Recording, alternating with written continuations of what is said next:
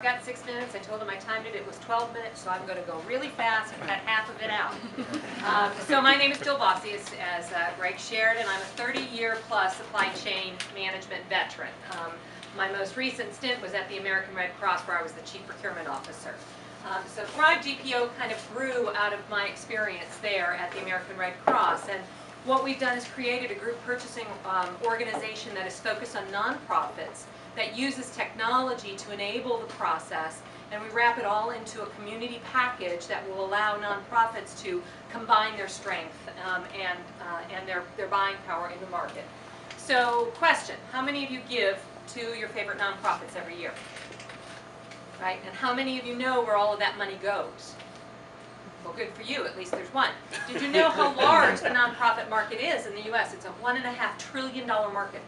$1.5 trillion goes into nonprofits every single year. And out of that $1.5 trillion, 86% is focused on the top 50 nonprofits. There's over 1 million nonprofits in the U.S. And so it's a huge market, but it's really got a very specific Pareto that really focuses on the top end of the market, and that's where we're going to be focusing with Thrive GPO. It's all on the element of a rising tide lifts all boats. So go ahead. So one of the greatest problems in nonprofits is they got very fragmented organizations. They're usually multiples made up of multiple 501c3s, and so they've got different boards, different management, different structures, etc. And so they're constantly battling with one another. Not in a bad way, but they're struggling.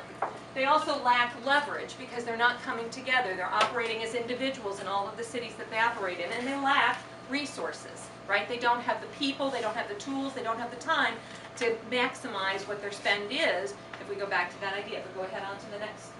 So as we looked at 50 nonprofits, there's $150 billion worth of spend going out every year. They constitute about $300 million in total revenues. And when you look at an NPO, you're looking at 50% of that goes to employees, and then the other 50% is used in goods and services. Some of it is going directly to the clients that they serve, but the majority is buying goods and services to support those clients, whether that be Habitat for Humanity, Goodwill, United Way, etc. So, go ahead. So if we think about creating 1% of savings for that group at $150 billion, we're looking at $1.5 billion of money going back to mission. That's really important.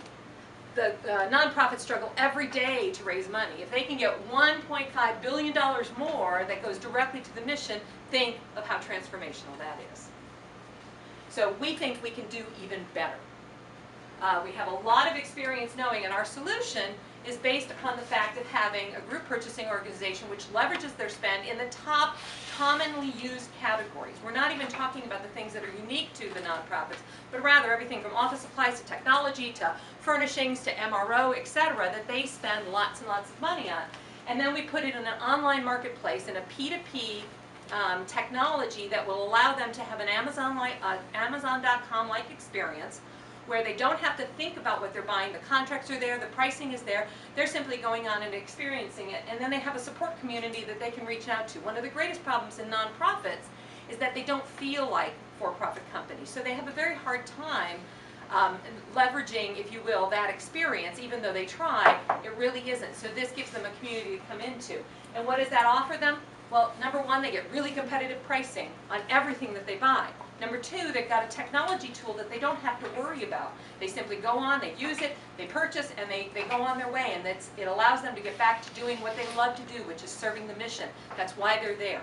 And then number three, they've got that community that cares and that understands what they're going through.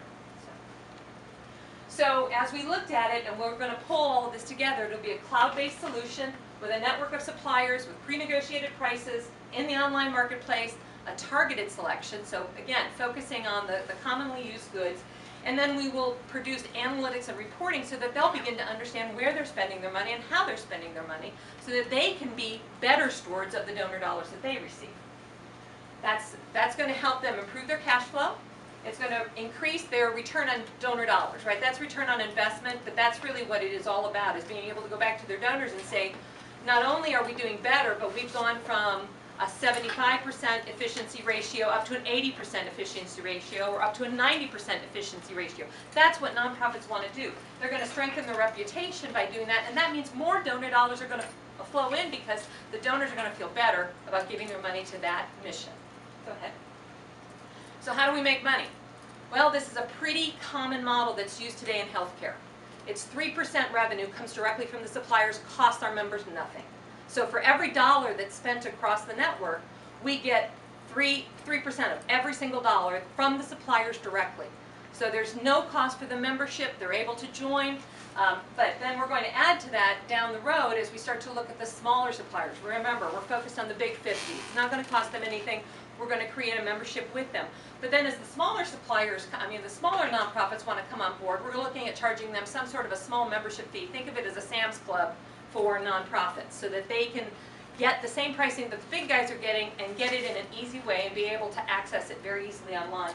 We're also going to conduct sourcing events, individual sourcing events for the large members that are defining categories that they would like to get better pricing on. So our team will be able to do that for them.